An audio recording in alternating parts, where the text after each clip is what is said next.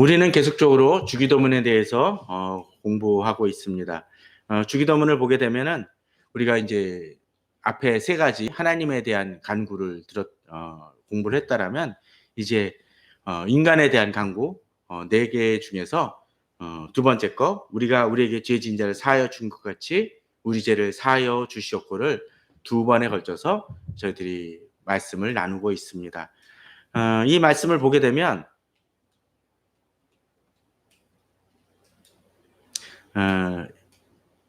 지난 시간에 저희들이 그렇게 했었죠. 이 용서에 대한 것을 얘기하면서 뭐라 그랬습니까? 이것이 빚진 것이라는 그 죄에 대해서 빚진 거라는 얘기를 했습니다. 빚이라는 건 무엇이죠? 단순히 말만 되어지는 것이 아니라 그에 상응하는 대가와 무게가 있다라는 얘기를 했습니다. 그래서 바울 같은 경우만 하더라도 로마서 1장 또 로마서 15장에서 그 죄에 해당되는 그 빚진 자라는 표현을 통해서 갚아야 될 것이 있고 또 그에 대한 책무와 의무가 있음을 이야기했습니다. 또한 우리들은 지난 시간에 이 부분을 보았습니다. 마태복음 18장에서 무엇을 봤었죠? 베드로가 질문을 합니다. 주여, 형제가 내게 죄를 범하면 몇 번이나 용서하여 주리이까? 7번까지 하리이까? 했더니 주님께서 7번이 아니라 7번을 70번까지 그 490번, 물론 그 이상을 의미하는 사제를 얘기했습니다. 그러면서 예수님께서 어떤 것을 얘기하셨나요? 바로 그 1만 달란트 빚진 종에 관해서 이야기를 했습니다. 그래서 종의 얘기를 할 때 어떻게 했습니까? 1만 달란트 빚진 것은 어떻다 그랬었죠? 약 한 그 20만 년 정도의 그 임금을 빚진 것과 같다라는 얘기를 했었고 100데나리온은 어떻다 그랬었죠? 약 한 3, 4 서너 달 정도의 임금에 해당되는 금액이라는 얘기를 했습니다. 자기가 그 서너 달이라는 그 금액도 자기에겐 큰 금액일 수 있을지 모르지만 왕이 용서해 준 그 값어치를 생각을 한다라면 그 희생마저도 그것마저도 감수하고자 하는 것이 용서의 그겁니다. 사실 우리들은 그 용서를 잘 간과하는 경우들이 있습니다. 그 용서를 한다는 것이 단순히 말로만 얘기하고 또 말로만 얘기하면 어떻습니까? 그 마음속에 응원을 항상 품고 있죠. 그 사람에 대한 분노가 사그러지지 않습니다. 그러다 보니까 조금만 자극하면 어떻습니까? 한 10년, 20년 지난 것마저도 막 토해내는 사람들을 보게 됩니다. 그러면은 용서받았다고 생각하는 사람들은 좀 어떤 때는 황당할 때도 있죠. 물론 그 사람이 황당하다라는 것은 자신의 잘못을 제대로 깨닫지 못하는 것일 수도 있지만 어찌됐건 간에 그럴 때가 있습니다. 그러기에 이 용서는 그렇게 가벼운 문제가 아니라는 것을 보여줍니다. 그래서 이 용서를 어떻게 합니까? 내가 너를 불쌍히 여김과 같이 너도 내 동료를 불쌍히 여김이 마땅치 않냐 하면서 내가 용서받은 것이 얼마나 큰 것인지를 깨달아 알 때 이 용서도 가능해진다라는 얘기를 우리들이 보았습니다. 자, 그러면서 또 그랬었죠? 우리들은 마태복음 5장 22절에서 뭐 했습니까? 형제에게 노하는 자마다 심판을 받게 되고 형제를 대하여 나가라 하는 자는 공회에 잡혀가게 되고 미련한 놈이라 하는 자는 지옥불에 들어가게 되리라라는 그 구절을 통해서 어떤 것을 했습니까? 우리는 상대방에 대해서 내가 용서해 줄 것만 생각하는데 반대로 어떤 일이 있을 수 있다고요? 내가 상대방에게 용서를 구해야 될 것이 있을 수 있다는 것입니다. 빚진 것이 있을 수 있다는 거죠. 그러면 왜 주기도문에서는 우리가 우리에게 죄 지은 자를 사하여 준 것 같이라는 표현을 썼겠습니까? 그 얘기는 이미 내가 다른 사람한테 범죄한 것을 어떻게 해요? 해결했다라는 전제 속에서 주기도문이 시작되어진다라는 것이죠. 그러기에 성경은 뭐라고 얘기합니까? 예배를 드리러 갈 때 형제의 문제에 분쟁이 있다라면 어떻게 해요? 그 문제를 해결하고 와서 예배를 드리라고 했습니다. 그 얘기는 뭡니까? 내가 누군가한테 잘못한 것이 있다라면 그리고 그 문제가 해결되지 않는다. 단순히 그냥 어떤 것을 잠깐 우리가 완벽할 수는 없으니까 어떤 때 예배 드리러 와서도 여러 가지 문제가 남아 있을 수 있습니다.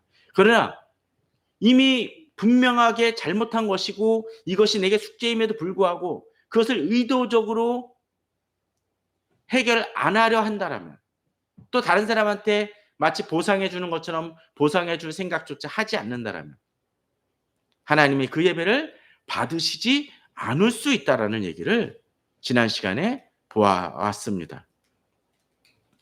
자, 그렇기 때문에 앞서 얘기 드렸던 것처럼 마태복음 5장 23절, 24절, 25절에서는 이렇게 용서를 구하라는 이야기를 구하고 있습니다. 자, 그러면서 이제 우리는 한 단계 더 나아갔으면 합니다. 제가 이번 주 읽었던 책 중에 좀 전에 방금 나오긴 했지만 이런 구절을 본 적이 있습니다. 오늘 이게 PPT 이 스위치가 좀 작동을 잘 안 합니다. 조금 위치를 좀 조정해 주셨으면 좋을 것 같아요. 앞쪽으로 틀어주시면 감사하겠습니다. 예, 방향을 좀, 네, 센서를, 네. 자, 이런 말을 들어보신 분 있습니까? 드르쌍 네블라. 자, 두 번째 거는 하쿠나 마타타는 많이 들어보셨죠? 어디서 많이 등장을 하나요? 뭐 라이온 킹에서 아마 등장했던 거로 기억이 나요. 하쿠나 마타타의 뜻은 뭡니까? 뭐죠? 네? 네, 다 잘 될 거야 라는 것입니다. 다 잘 될 거야. 그냥 뭐 그러니까 그냥 신경 쓰지 마. 그냥 방치해. 뭐 그런 의미일 수도 있습니다. 너무 걱정하지 마. 그냥 풀릴 거야. 근데 사실 이것도 그렇게 좋은 방법은 아닐 것 같아요. 자, 그럼 이건 뭘까요? 드르쌍 네블라. 들어보신 적 있습니까? 외국어일까요? 어느 나라 말일까요? 뭐, 네, 맞습니다. 우리나라 말입니다. 우리나라 말인데 어디 말일까요? 바로 제주도 말입니다. 뭐 처음 들어보시죠? 드르쌍 네블라라는 말을 들어보셨는지 모르겠습니다. 자, 그런데 이 말이 어떤 것이냐라면 바로 저도 지금 이 말을 외우질 못해가지고 찾아봐야 됩니다.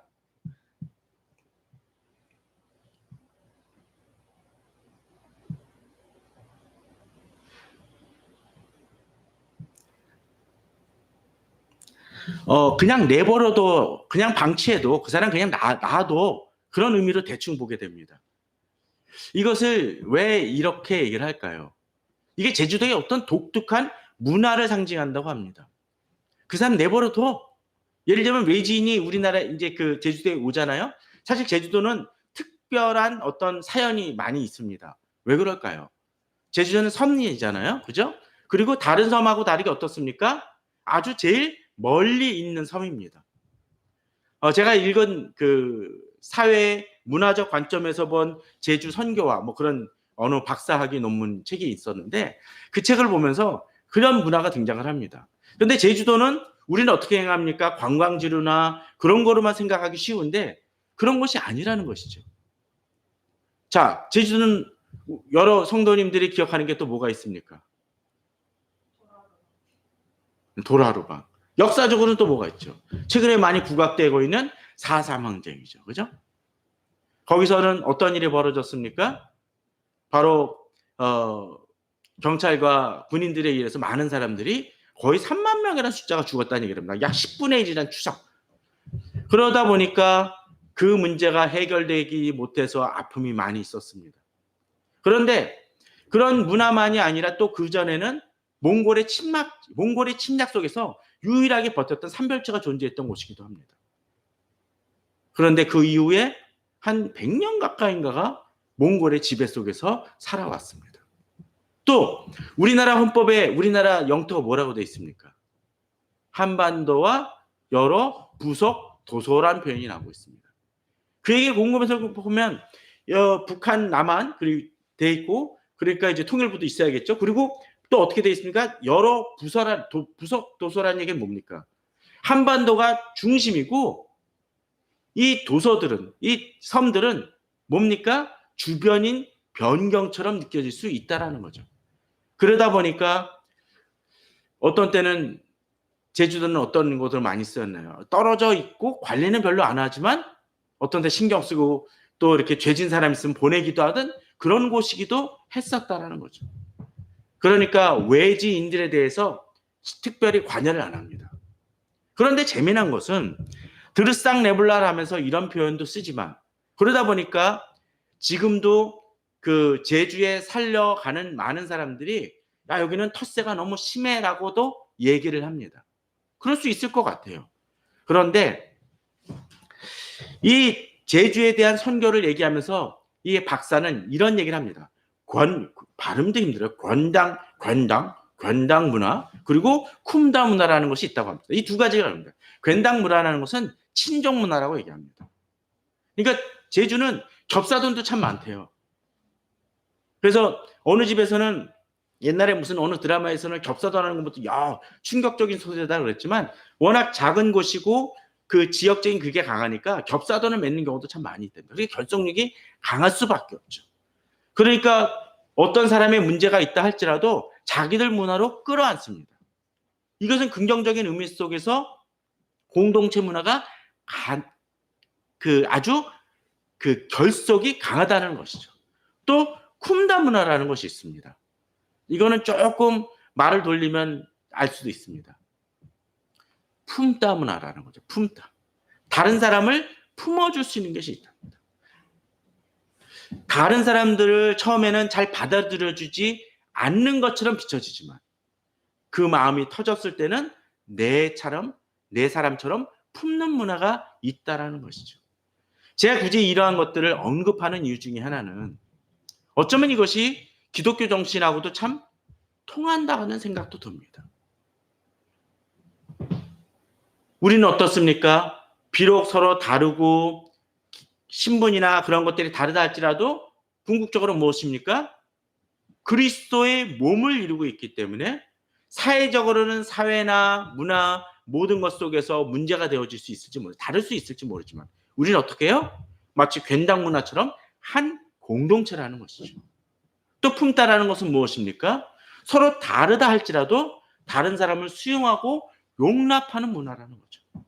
그래서 이런 문화를 제대로 이해할 때 제주 선교가 이루어질 수 있다라고 얘기합니다. 제주 선교가 제대로 이루어지지만은 못한 이유 중에 하나는 바로 이런 요인들을 제대로 이해하지 못하기 때문에 얘기합니다. 그런데 기독교에 대해서도 우리는 그런 것 같습니다. 우리 공동체를 제대로 이해하지 못합니다.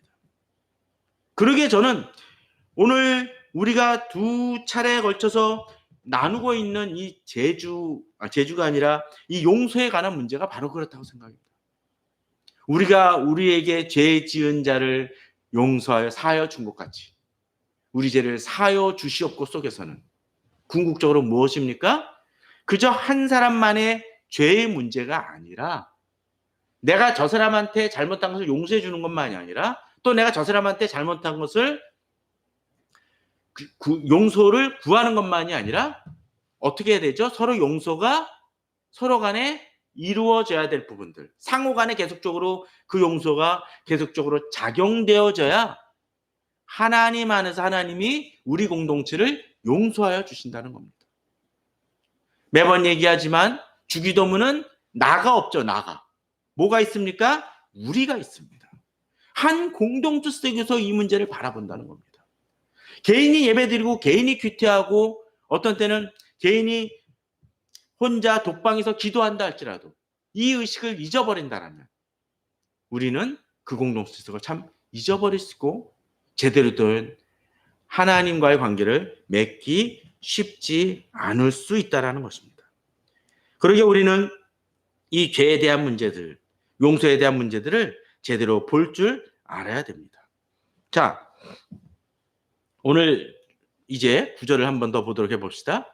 자, 골로새서 3장 13절에 보면은 이제 또다시 여기서도 뭐라고 되어 있습니까? 누가 누구에게 불만이 있거든 서로 용납하여 뭐라고 되어 있죠? 피차 용서하다.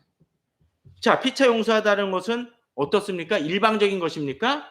아닙니다. 서로가 합니다. 또 서로 용납해야 된다는 얘기를 합니다. 용납할 때 용서가 가능하다는 것이죠. 사실 어떤 문제에 대해서 중재를 하다 보면 이 문제에 매번 걸립니다. 싸움 나는 걸 한번 보십시오. 그 싸움 날 때 사람들이 화해가 안 되는 이유가 뭡니까? 항상 상대방이 더 잘못했다라는 거 하면 됩니다. 그리고 어떤 때는 나는 잘못 없는데 상대방이 내가 잘못한 요거 코딱지만한데 상대방 건 어떻게 해요? 엄청나게 크니까 내가 잘못한 것은 아무 문제 안 된다고 얘기합니다. 그러니까 서운하고 분노가 침입니다. 이 시대 많은 사고와 사건이 벌어지는 이유가 뭡니까? 묻지마 폭행이 되는 것이 무엇입니까? 나는 피해자로만 생각을 합니다. 그러니까 그 분노가 계속적으로 누군가에게 분출되어야 되죠. 그런데 지난번에도 엄핏 이야기 들었지만 용서는 뭐가 전제돼야 됩니까? 뭘 바탕으로 깔아야 됩니까? 사랑을 바탕으로 해야 됩니다. 용서한다는 것은 근본적으로 사랑입니다. 그런 경우 있죠. 내가 너 용서하는데 너랑 나 이젠 다시는 안 본다. 그럼 많이 얘기하죠. 그 용서입니까? 용서 아닙니다. 그냥 연 끊는 거예요. 내가 너에 대한 보상만 안 받을게. 그러나 난 널 용서하지 않아. 근데 본문은 뭐라고 되어 있습니까? 주께서 너희를 용서하신 것 같이 너희도 그리하고. 주님께서 우리를 어떻게 용서하셨습니까? 십자가에 달려 죽으심으로 하나님 앞에서 죽을 수밖에 없는 저희들. 하나님의 은혜를 베푸셨습니다. 그리고 거기서 그쳤습니까? 하나님이 그래 넌 구원 내가 용서는 해주는데 넌 더 이상 내 자녀 아니야. 사실 그런 비슷한 모습이 구약에서 있습니다. 출애굽 때 그랬죠. 금송아지 사건으로 인해서 이스라엘 백성들이 하나님께서 다 쓸어버리고 너 새 출발시켜줄게 했었을 때는 모세가 메어 달립니다. 그랬더니 하나님이 그래 용서해 줄게. 근데 너희들하고 같이 안 갈 거야 라고 얘기합니다. 그러면 그건 뭡니까? 버려진 자식입니다. 그 문제를 놓고 그것이 얼마나 귀중한 걸 알기 때문에 모세는 메어 달리며 기도했죠. 물론 하나님은 거기서 버리신 것이 아닙니다. 뼈저리게 깨닫게 하기 위해서 그렇게 얘기하신 것이죠. 이스라엘 백성들이 하나님 앞에서 범죄하고 범죄할 때마다 하나님은 그들을 멸절시키겠다고 얘기하시지만 항상 남은 자라는 얘기를 하십니다. 그루터기란 얘기를 하십니다. 저희 집에 이사 오면서 한 가지 사서 길렀던 동백나무가 있습니다. 한 해 동안은 꽃이 필 것 같으면서 전혀 안 폈습니다. 그 다음에는 꽃이 피기 시작을 하더라고요. 그런데 얼마 전에 그 꽃이 만발하고 나더니 나무가 바짝 말랐습니다. 죽을 것 같았어요.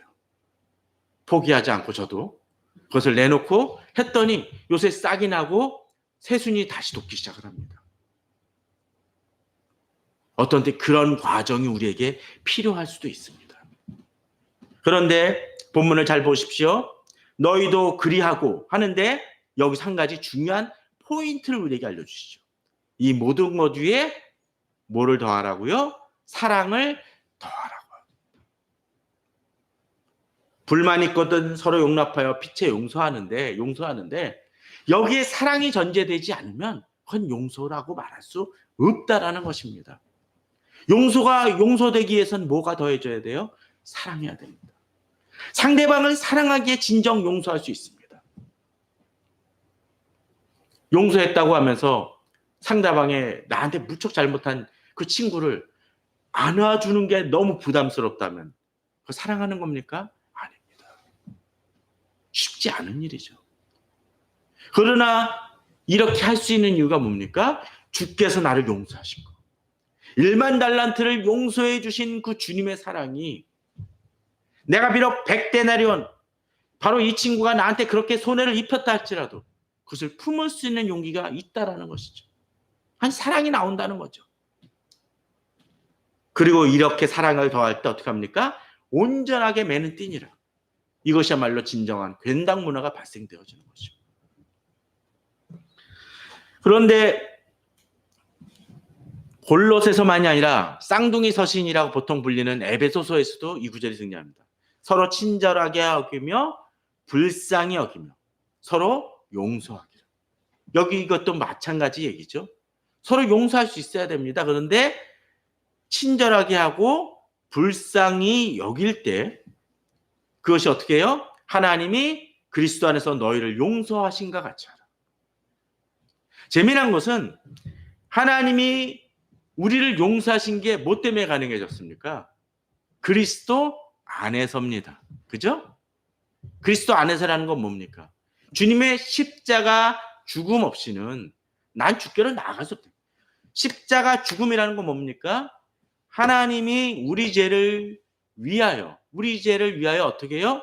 십자가는 예수 그리스도의 죽음이라는 그 대가, 그 빚진 것을 청산하시게 엄청난 대가를 치르시고 우리를 용서하셨다라는 것입니다.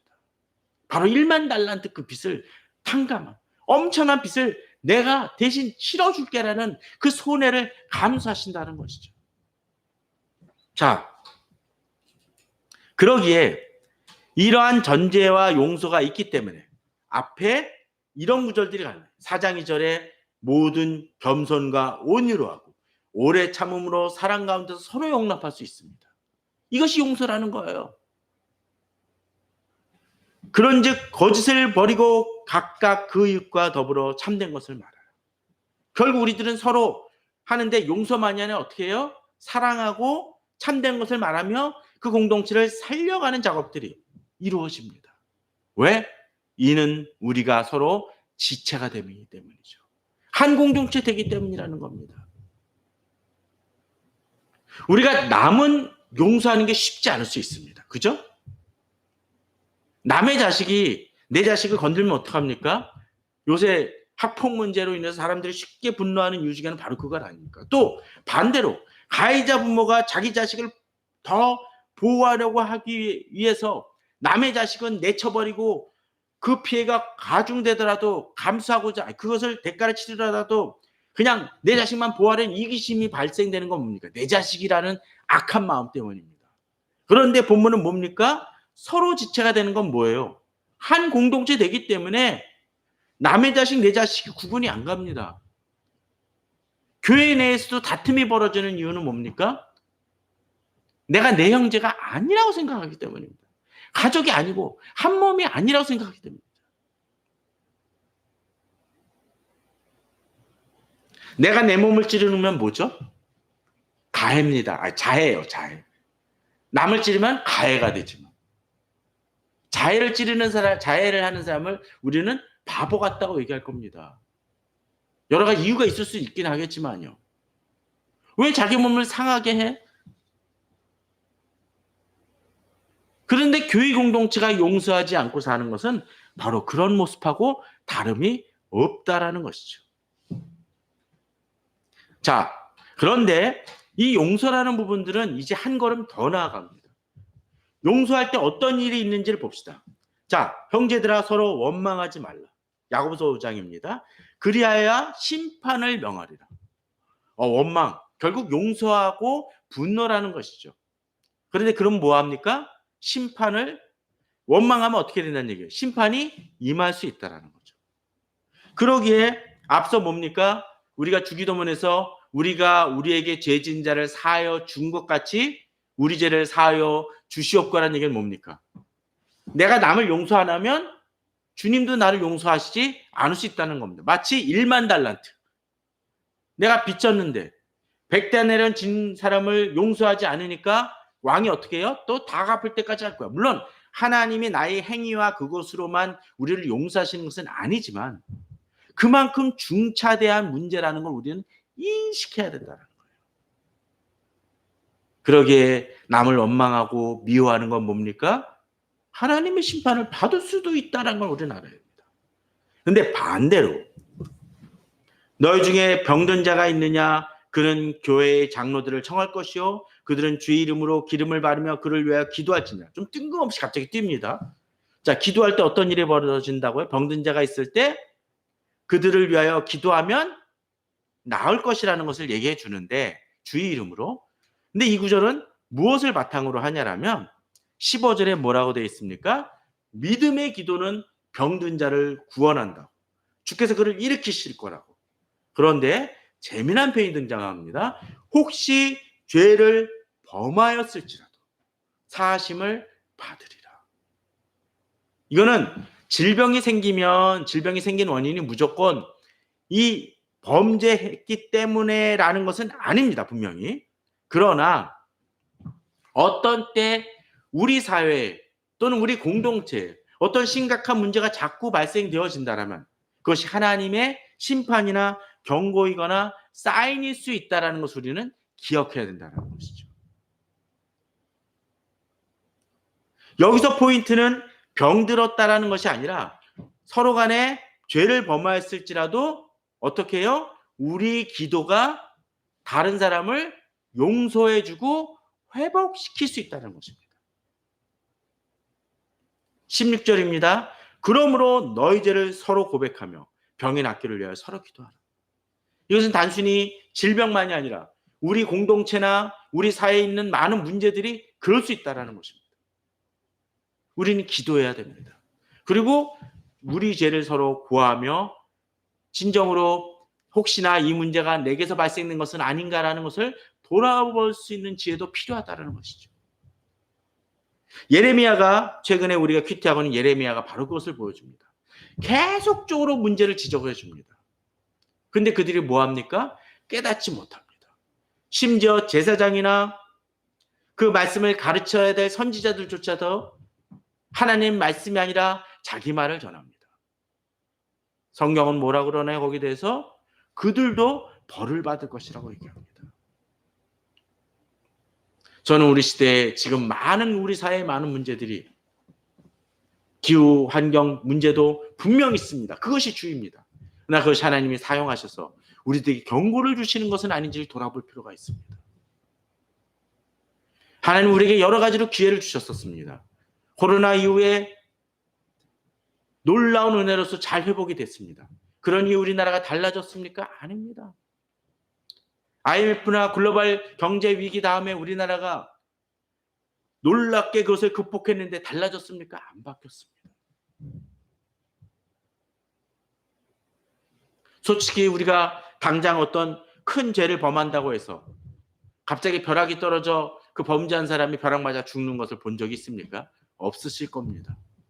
그러나 벼락이 치지 않는다고 해서 죄가 죄 아닌 것은 아니라는 것이죠.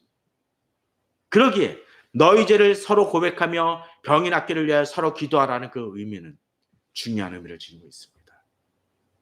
우리 자신이 혹시나 죄는 없는지 돌아보는 지혜가 필요하답니다. 다시 말하지만 병이나 환난이나 그러한 것들이 죄로 인해서 꼭 발생된다고 얘기를 드리는 것은 아닙니다. 그런데 어떤 때 우리들은 우리 주변에 그러한 일들이 벌어질 때 하나님이 우리에게 주시는 사인은 아닌가라는 것을 돌아보는 것은 중요한 의미를 지니고 있다는 거죠. 또한 우리는 그것 때문에 두려움만을 갖는 것이 아니라 이 16절의 후반을 봐야 됩니다. 뭐죠? 서로 고백하며 병이 낫기를 위하여 서로 기도하라. 기도하라는 거죠. 서로 중보하라는 것입니다. 서로 용서하듯이. 그렇죠? 왜냐하면 서로 죄를 고백했으니까 용서하는 거죠. 그런데 이 기도가 그냥 기도로서 그칩니까? 본문은 뭐라 그러나요?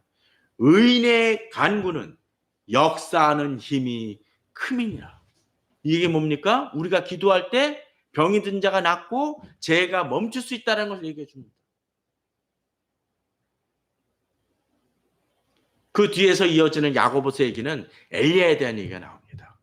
엘리야는 우리와 성정이 같은 사람들, 똑같은 사람인데 그가 기도했더니 어떻게 해요? 3년 동안 비가 내리지 않았고 또 기도했더니 비가 내려 가뭄이 해소했다고 나옵니다. 야고보서에서 우리와 성정이 같은 사람이로되 라고 얘기했던 건 뭘까요? 우리와 같다는 얘기는 뭡니까? 내가 기도해도 그러한 일들이 이루어진다라는 것입니다. 이럴 땐 진짜 아멘 해야 됩니다. 할렐루야 해야 됩니다. 왜? 내게 엄청난 능력이 있다라는 것이죠. 캡틴 아메리카나 원더우먼이 힘이 있는 게 아니에요.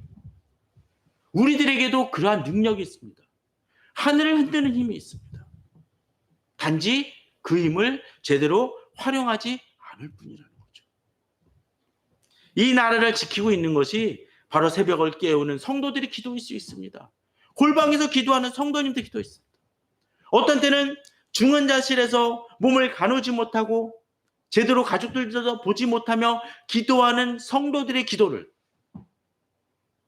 대통령이나 국가지도자나 정당 대표가 하지 못하는 일을 그 성도의 기도를 통해서 이 나라를 지키실 수 있습니다. 목회자가 여러 가지로 별로 잘나지 못하고 문제 많은 목회자가 외친다 할지라도 교회가 잘 돼가는 것이 자기 탓이고 자기가 잘했고 자기가 설교를 잘해서라고 착각하는 목회자가 있을지 모르지만 오히려 하나님은 그 교회를 지키시는 것이 골방에서 교회 여러 가지 문제를 놓고 기도하는 성도의 간절한 기도, 아무도 알아주지 않는 그 기도를 하나님은 알아주심을 통해서 그 간구로 역사하는 힘을 통해서 그 교회를 지키시고 계신지도 모른다는 것입니다. 우리 기도는 그렇게 큽니다. 그러기에 우리는 우리 용서가 얼마나 위대한지를 알아야 됩니다. 또한 본문은 한 걸음 또 이런 모습도 보여줍니다. 내 형제들아, 너희 중에 미혹되어 진리를 떠난 자를 누가 돌아서게 하면 너희가 할 것은 죄인을 미혹된 길에서 돌아서게 하는 자가 그 영혼을 사망에서 구원할 것이며 허다한 죄를 덮을 것입니다. 우리 용서가 그렇습니다. 단순히 한 사람 나한테 잘못하고 억울한 것을 용서해 주는 것만이 아니라 어떻게 해요? 그 사람의 영혼을 구원할 수 있다는 것입니다. 그 사람이 받아들이건 안 받아들이건 간에 우리가 기도하며 그 영혼을 위해 힘써야 될 이유가, 용서해야 될 이유가 바로 여기 있다는 것이죠. 왜? 그들도 나의 뭐요? 괜당이라는 거예요. 괜당. 한 공동체라는 것이죠. 근데 우리는 그것을 잊고 삽니다. 또한 거기서 그칩니까? 데살로니가전서 5장 15절에서는 삼가 누가 누구에게든지 악으로 악을 갚지 말게 하고 서로 대하든지 모든 사람을 대하든지 항상 선을 따르라. 우리는 보복으로 살아갑니다. 이 시대 시끄러운 것이 뭡니까? 상대방이 나한테 잘못한 것을 갚아주려는 것이죠. 그러나 그것을 용서하고 선으로 행할 때 하나님은 놀라운 일을 이루십니다. 또한 로마서 12장에서는 그렇게 얘기합니다. 형제를 사랑하여 서로 위하고 존경하기를 서로 먼저 하며 서로 마음을 같이 하며 높은 데 마음을 두지 말고 도리어 낮은 데 처하며 스스로 지혜 있는 채 하지 말라. 용서하는 자의 마음이 사실 이런 것 같아요. 내가 높다고 생각하면 용서 못하죠. 내가 저 사람보다 너무나 잘났다라고 생각하면 용서 못합니다. 또한 본문은 다시는 서로 비판하지 말고 도리어 부딪힐 것이나 거칠 것을 형제 앞에 두지 아니하도록 주의하라. 서로 간에 다투지 않을 때 우리는 범죄하거나 잘못을 행하지 않습니다. 그럴 때 서로 용서하는 일 없이 서로 사랑하며 서로 덕을 세울 수 있습니다. 사실 우리 초점은 상대방이 나한테 잘못한 것만 봅니다. 그러나 우리는 그렇게 내부적 갈등에만 치우칠 것이 아니라 보다 필요한 건 뭡니까? 한 가족끼리 더 덕을 쌓아나가고 화평과 좋은 열매를 맺는 것이 더 좋다라는 거죠. 가끔가다 그런 경우가 있습니다. 권투도 그런 게 있어요. 권투도 그 수비만 하는 사람들이 있습니다. 막 잘 막아줘요. 어떤 때 그럴 때가 있어요. 수비만 하다 보면 어떻습니까? 아무리 맷집이 좋은 사람도 자꾸 맞으면 어떡할까요? 체력이 저하되고 지칩니다. 축구도 그럴 때가 있어요. 상대방이 막 공격하면 수비하느라 정신이 없습니다. 그러면 해설자가 가끔 얘기합니다. 반전이 필요합니다. 공격을 해서 물꼬를 터야 됩니다. 저렇게 수비만 하면 저러다가 한 골 먹고 경기는 패합니다. 우리는 부정적인 이슈로만 교회 문제를 접근을 합니다. 우리 한 걸음 더 나아가야 됩니다. 선을 쌓아나가고 화평을 입을 때 교회는 생명력이 납니다. 벌레 잡는 것도 중요하지만 열매를 맺도록 힘쓰는 것이 우리에게는 필요하다라는 것이죠. 그러기에 서로 돌아보아 사랑과 선행을 격려하라고 히브리서에서는 얘기합니다. 또 13장 16절에서는 오직 선을 행함과 서로 나누어 주기를 잊지 말라고 되어 있습니다. 그럴 때 어떤 일이 벌어집니까? 하나님은 이 같은 제사를 기뻐하시니라고 되어 있습니다. 이 제사가 무엇이겠습니까? 결국 우리 기도와 예배일 것입니다. 어떤 때 우리 기도를 곰곰이 생각해 봅니다. 우리 억울한 것만 내놓지는 않습니까? 한 걸음 더 나아가길 원합니다. 용서할 수 있기를 바랍니다. 또 용서함만이 아니라 좀 더 대범하시다면 어떻게 해야 될까요? 나에게 미운 사람을 위해 축복하는 기도를 좀 드렸으면 합니다. 그렇게 하면 손해볼 것 같아요. 나한테 주는 건 없는 사람인데 축복하면 어떡하겠습니까? 내가 손해보는 것 같지 않습니까? 그런데 그 기도를 들으시는 분이 누굽니까? 하나님입니다. 그 얘기는 뭡니까? 아무리 내가 축복을 해도 그 사람이 준비가 안 됐으면 어떡할까요? 그 축복이 그 사람한테 갑니까? 아니죠. 아무리 좋은 음식을 펼쳐놔도 안 먹으면 그만이에요. 그렇지 않습니까? 축복은 그런 거예요. 축복은 받을 준비가 없는 사람한테는 그 축복이 임하지 않습니다. 그 얘기는 뭡니까? 내가 아무리 그 사람을 축복한다 할지라도, 물론 궁극적으로 그 사람이 돌아서면 되지만, 제일 좋은 일이지만, 그 사람이 돌이키지 않고 계속 범죄 속에 있다면 그 축복은 그 사람이 절대 임하지 않습니다. 오히려 그 축복이 다시 내게로 돌아올 것입니다. 물론 저는 그러니까 일종의 축복이 아니라 그 사람한테 저주가 된다, 그런 얘기를 드리는 것이 아니라, 진정으로 한 공동체 속에서 이렇게 힘쓸 때 그 공동체는 주님 보시기에 아름다운 공동체이고, 진정으로 주기도문은 주기도문 나올 것입니다. 우리가 우리에게 죄 지은 자를 사하여 준 것 같이 그러한 일들이 이루어질 때 주님이 우리를 또 용서해 주신다라는 것이죠. 그러기에 주님은 말씀하십니다. 내 계명은 곧 내가 너희를 사랑한 것 같이 너희도 서로 사랑하라. 그렇습니다. 우리는 서로 용서는 바로 서로 사랑하기 때문에 되어진 일이라는 것을 기억해야 됩니다. 그러함을 통해서 진정으로 우리는 용서를 진정 제대로 할 수 있을 것입니다. 저는 우리 성도님들이 곰곰이 생각해 보기 바랍니다. 내가 미워하는 사람이 있습니까? 또 어떤 때 그것이 사회에 대한 분노일 수도 있습니다. 그러나 이 사회를 놓고도 기도하기 바랍니다. 지금 우리 사회의 문제는 미워하는 사람이 너무 많다는 것입니다. 내 자신도 그런 것 같습니다. 뉴스를 보라도 죽일 놈들만 있어요. 나쁜 놈들만 있습니다. 정치를 봐도 그렇습니다.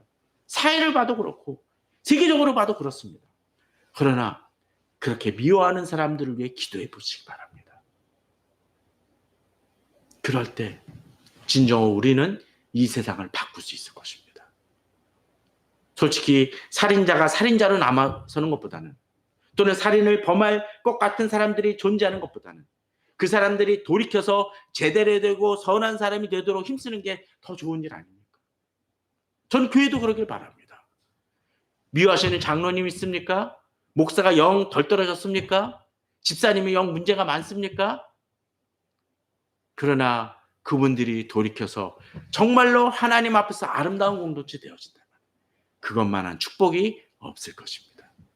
진정으로 서로를 용서하고 그 용서를 통해서 사랑하고 진정으로 하나님의 내게 베푸신 사랑을 체험함을 통해서 아름다운 공동체, 역사하는 기도를 이루는 우리 성도님들 되시기를 주님의 이름으로 축원합니다. 다 같이 기도하시겠습니다.